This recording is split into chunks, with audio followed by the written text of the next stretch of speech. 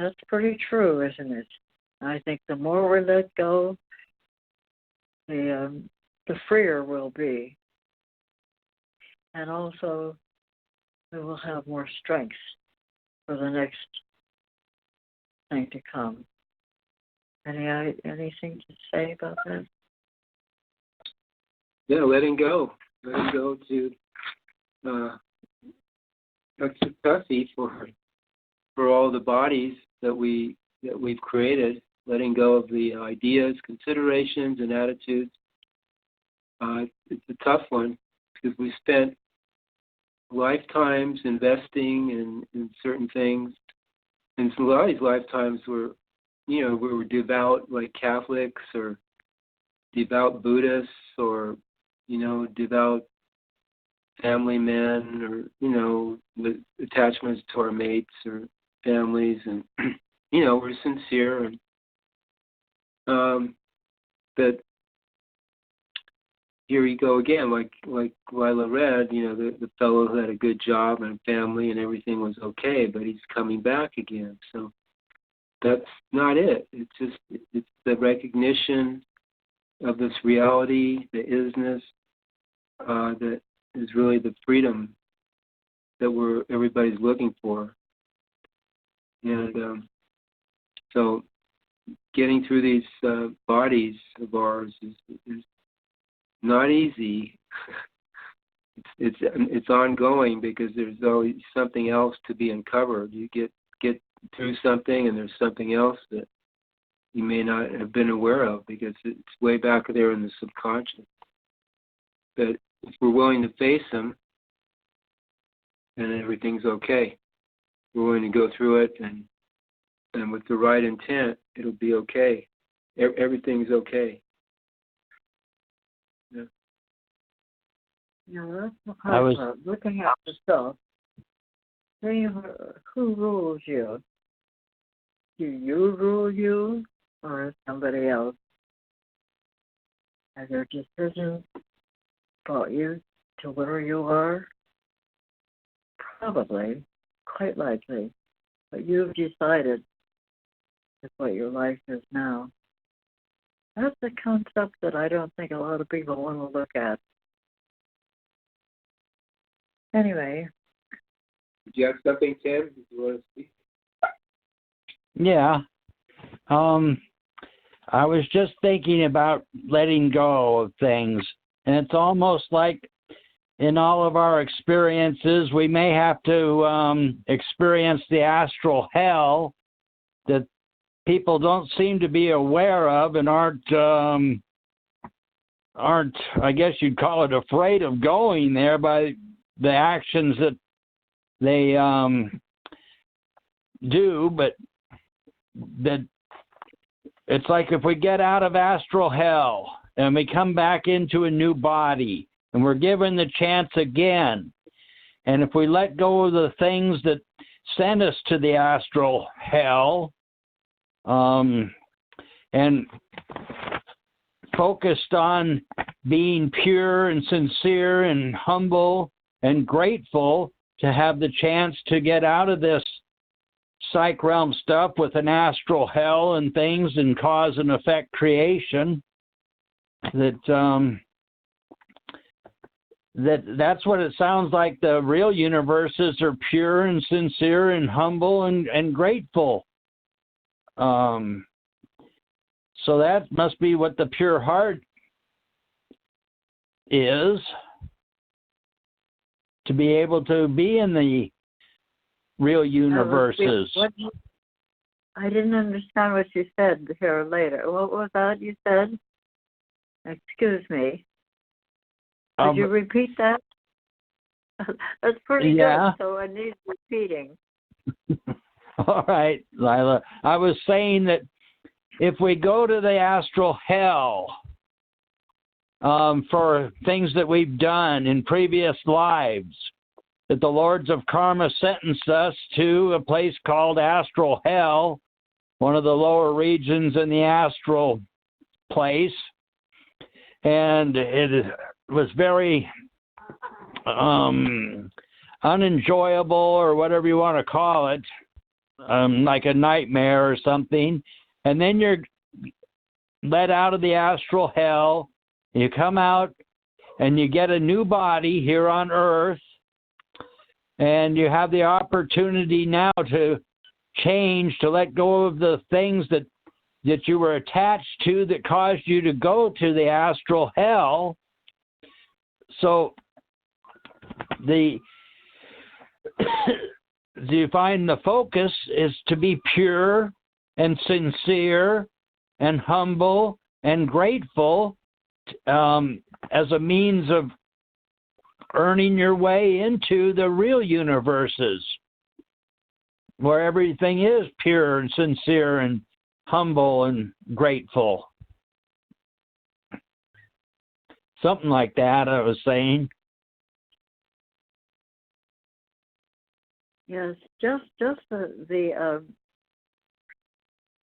words, you know, humble and sincere and all those. I mean, they're great words, but to live with them, you know, every day, that takes a lot.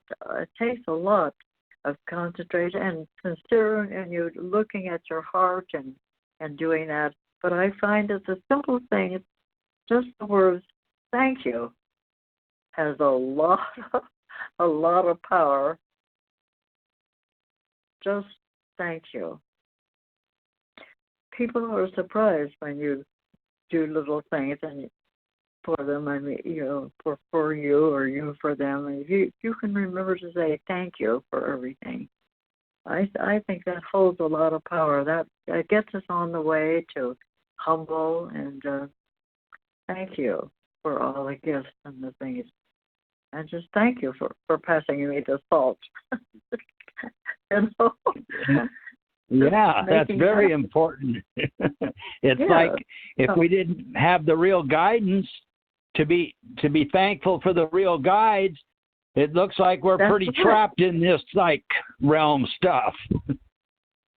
So we should be very thankful for the opportunity and the guidance and the education to have a chance to earn our way out if we pay attention how to do it. Yes. I think that's really, really, really true. Just those simple words. I think people have forgotten that, to say thank you. It's just such a powerful thing, really. It may not seem it, but you know, people are kind of taken aback at that if you say thank you for things. So just ordinary things. No? It's also like, also like, what would we say to people that are listening? Would we be asking them with the word please for your own good, pay attention? Is that influencing them, or they have to decide for themselves? But please seems like you're sincere in trying to help someone else become aware of what's real. Yes. Well, people are pretty concerned with themselves, though, you know. And that's where I feel that people really, when they're backed into a corner, then they'll start to look. They find the courage to really look and see what their life is really about. I guess it takes that kind of person, you know. Anyway, to continue, I had parents and loved ones here, but when they left this realm, I let them be, because they're on their own chosen journey, and as I am on mine. While they were here, I had attachments to them, but then broke the unnecessary ties with them so they could continue their own life without me interfering. I think that's rather interesting that while I had parents and loved ones here, but when they left this realm, I let them be, because they are on their own chosen journey, as I am on mine. While they were here, I had attachments to them, but then broke the unnecessary ties with them so they could continue their own life without me interfering. When people die, that everybody grieves and they don't know what to do. But if they could just really just pay attention to what I said here, or what Dwayne said. While I'm here, I had attachments to them, my family, but then broke the unnecessary ties with them so they could continue their own life without me interfering. Wow, I think that's a lot. You can always look them up again, the real side. There's always, nobody's ever lost or disappears. They're always around, so there's always a decision you can make to be with them again, or Twain calls the love a decision that you make. Not other than that, it's just a decision to love somebody, so you can do it again if you want. They're still around. There's agreement. It's not like they're off doing their thing on the real side, but so you can always look them up again. Yeah, but then you pick up their attachments again, and that with your attachment to that person again, and that doesn't sound so good. Well, looks like Dwayne let go of the attachment. What? From what you read, he let go of the attachment. Yes, he did. Yeah. Yes. So there's no reason to pick it up again. You can let right. go and then start a new attachment. Yeah. That's it. It sounds like there was an agreement made to for him to come into that body and be involved with those people. They had to agree to that too. For things to come out the best for everybody involved. Lessons or whatever it is.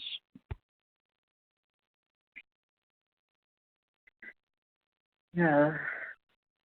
My direction is with the is, and very few will have the intent to stand with the all is, as it is too much for most and far too acceptable that it even exists at all.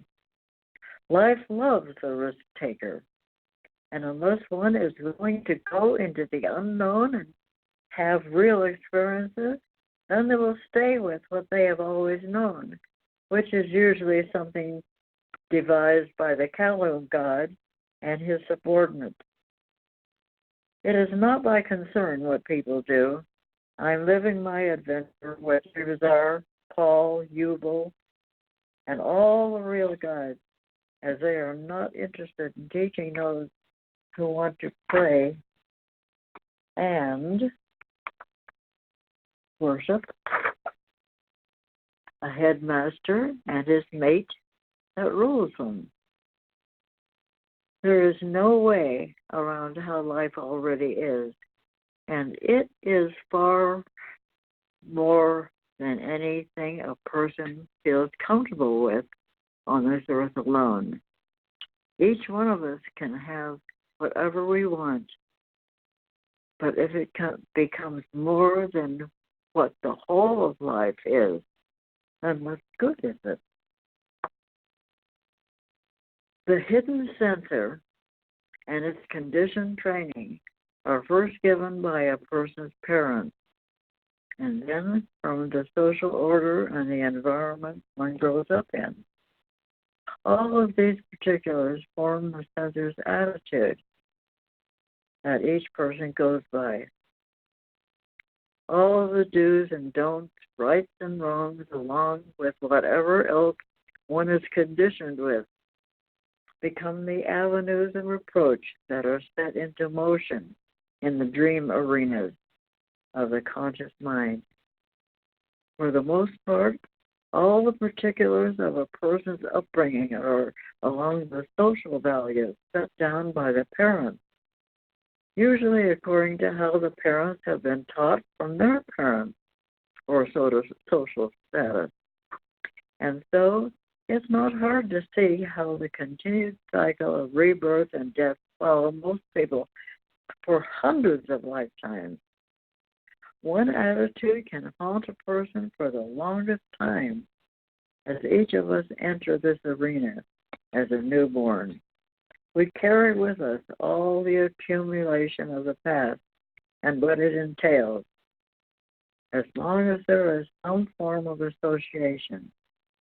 For those who are fortunate to meet the real guides in this life, they will be shown and taken to wonderful worlds and universes beyond one's imagination and never have to return here. Because the past and even the present situations one must go through may pose so many different situations, it's best to have the real guidance as soon as possible. Those who do not know of the real guides may choose something along the lines of sensitivity training, which Paul Twitchell did not recommend as an avenue for cure. He said it breaks down the sensor and creates confusion with the person involved. It brings about a lack of protection for the person and leaves them at the mercy of the unconscious mind.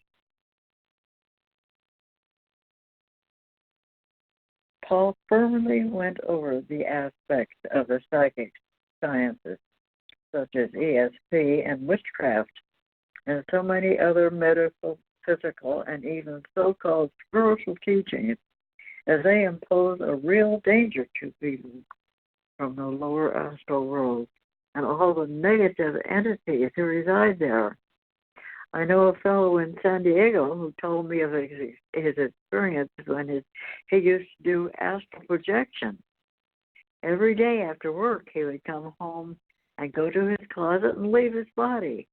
After a while, there was a lot of strange happenings around his house that were also affecting his mate. Where he lived, he was connected with a man that was very aware of the other world and who was his mentor at the time and told him what was taking place. As he was re-entering his body each time, he was dragging back ruthless entities from the astral world who were now in his aura. A person's aura is a protective field that all of us have around us.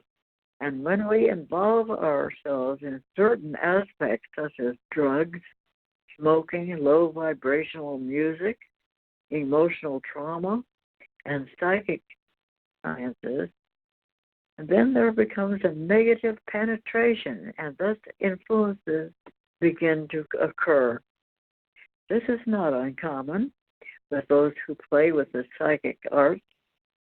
At first, it all looks good, just like going into a website that looks interesting and fun.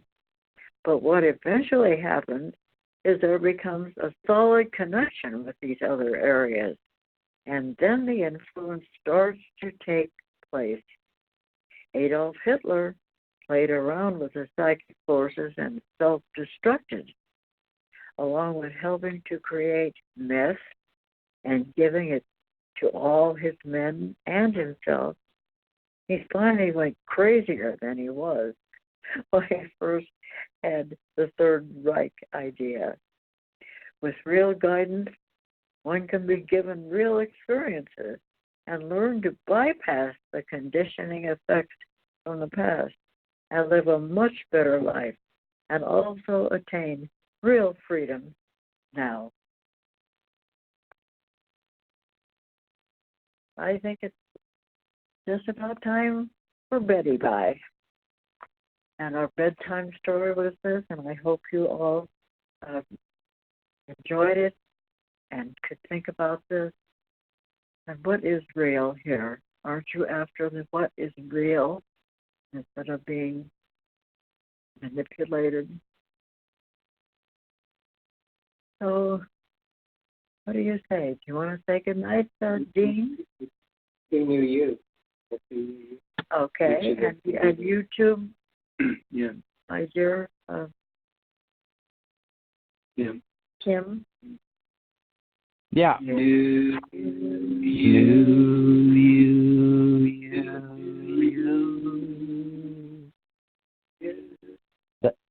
Thanks, Lila and Val.